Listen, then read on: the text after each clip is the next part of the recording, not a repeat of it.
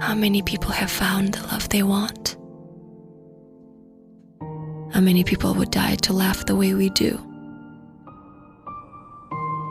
The way we understand each other without words.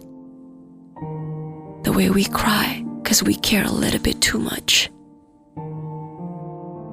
But what if that much is what we need?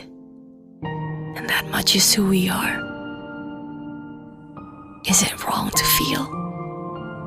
Or not feel at all? So fast.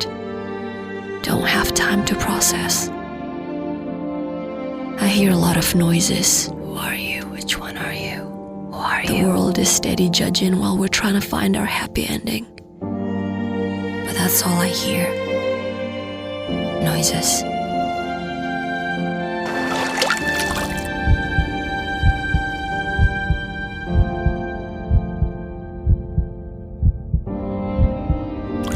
Until I choose me, complicated, happy me.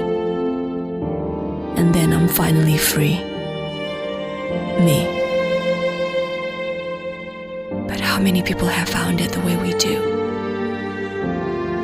And how long does it take for you?